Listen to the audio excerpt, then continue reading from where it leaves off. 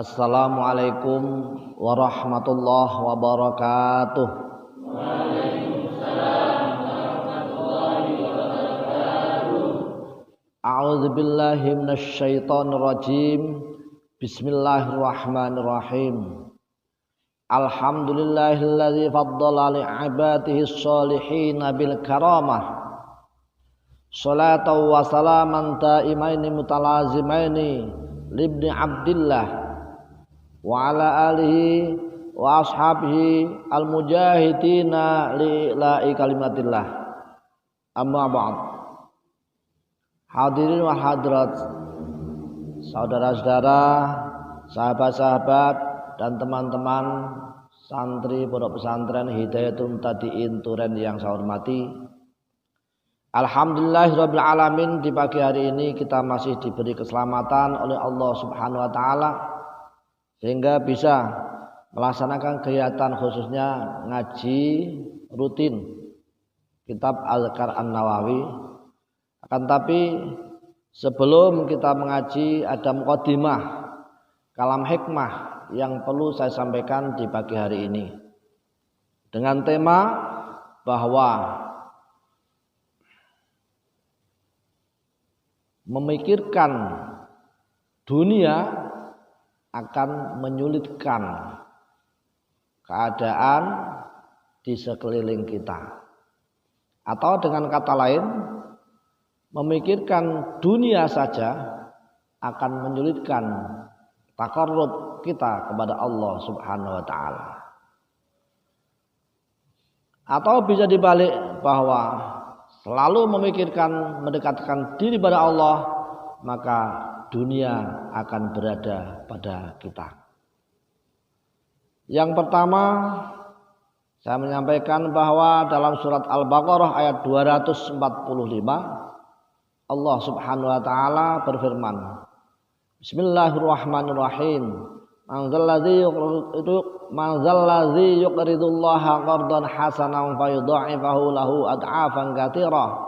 Wallahu yaqbidu wa yabsutu wa ilaihi turja'un.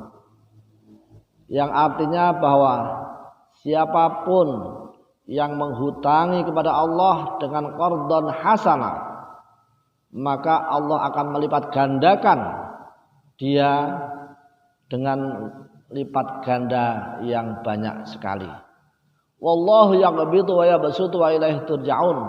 Allah lah yang akan melapangkan rezeki dan Allah pula lah yang akan menyedikitkan rezeki kita. Oleh sebab itu ketika manusia bersandar pada Allah, niscaya itulah Allah yang akan menentukan yang lebih baik lagi. Hal ini bisa saya ambil hikmah dari hikayah di mana pada zaman dulu hukya'an rajulin qala kunna fis safinati. Ada seorang laki-laki yang bercerita tentang bahwa saya pernah melaksanakan perjalanan jauh menuju ke kota Madinah. Matujarin, bahkan bersama-sama pedagang-pedagang semuanya. Kemudian di tengah perjalanan dia mengalami goncangan ombak yang luar biasa. Setelah ada goncangan ombak yang luar biasa, mereka seakan-akan sudah putus asa, tidak akan selamat. Ini kondisinya yang luar biasa. Kemudian dari goncangan yang luar biasa itu salah satu penumpang dari kapal tersebut, yaitu lepas dari kapalnya, ternyata bisa berjalan di atas air.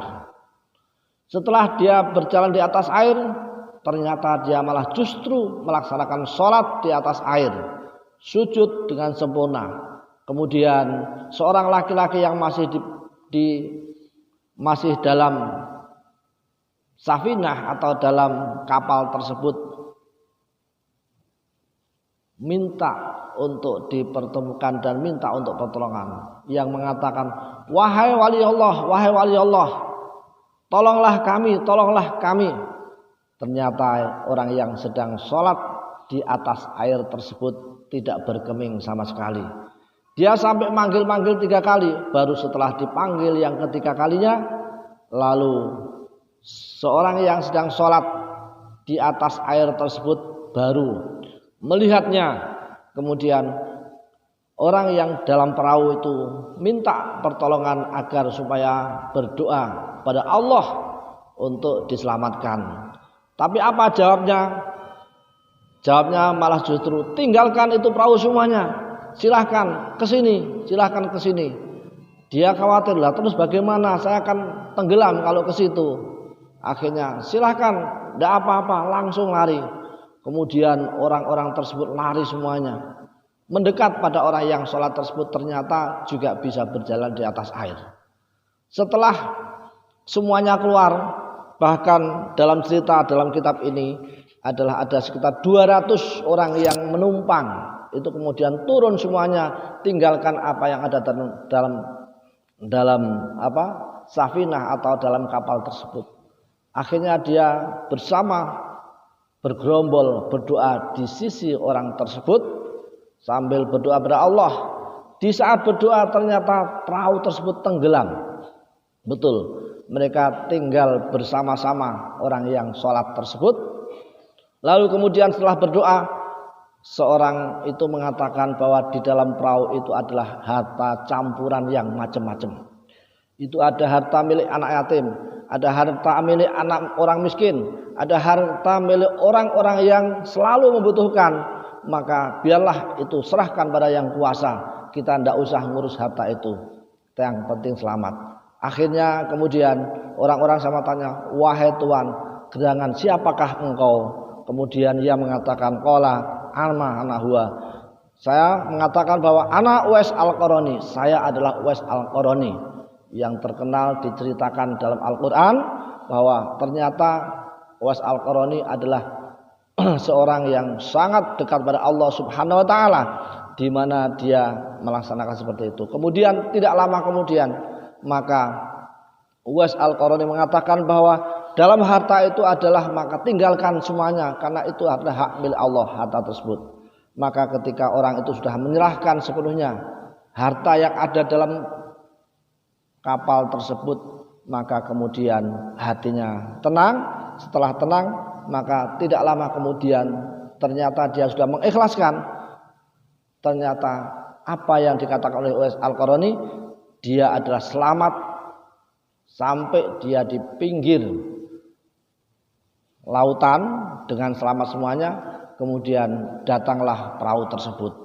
Karena dia sudah ikhlas semuanya, maka harta benda yang ada dalam perahu itu tetap diinfakkan seluruhnya untuk penduduk yang ada di Madinah, termasuk hartanya anak yatim, hartanya orang-orang miskin, semuanya diberikan semuanya. Dia tidak mengambil apapun. Oleh sebab itu maka kejadian yang semacam ini, setelah dia menyerahkan semua hartanya, maka kemudian pedagang-pedagang yang berkumpul itu adalah diberi kemudahan dalam segala hal. Bahkan dalam usahanya, dalam takarub kepada Allahnya, itu adalah dia selalu mendapatkan pertolongan berkah. Yang pertama yaitu yakin bahwa semua yang diserahkan pada Allah akan dikembalikan dengan berlipat ganda. Oleh sebab itu maka kalam hikmah pagi hari ini semua kita serahkan. Bahkan jangan anggap bahwa apa yang kita tahan itu kemudian Allah akan berikan yang lebih besar lagi. Tidak. Justru orang yang selalu menahan harta benda itu akan menjadikan kesulitan. Karena setiap pagi ada malaikat yang berdoa, man anfaqa, barang siapa yang menginfakkan harta maka khalafa ya'ti khalafa, jadilah orang itu orang yang akan diganti. Kemudian waman amsaka amsakallah, barang siapa yang selalu menahan maka Allah juga akan menahannya. Oleh sebab itu maka bahwa untuk perjuangan, bahwa untuk khidmah kepada Allah, lepaskan semuanya demi untuk kejayaan kalimatullah al-latihiyal ulia. Itulah yang kita harapkan, bahwa kita mulai belajar semuanya adalah untuk diserahkan, atau semuanya adalah untuk, karena apa? Semuanya adalah untuk perjuangan kepada agama Allah Subhanahu wa taala. insya Allah akan membawa dampak yang positif bagi kita semuanya. Itulah harapan kita dalam cerita kalam hikmah yang pagi hari ini kita sampaikan. Mudah-mudahan kita bisa mengambil apa yang kita laksanakan dan selalu mendapatkan keberkahan dari Allah Subhanahu wa taala. Sekian, mudah-mudahan ada baik dan manfaatnya. Saya akhiri wa'alaikum. Wassalamualaikum warahmatullahi wabarakatuh. Waalaikumsalam warahmatullahi wabarakatuh.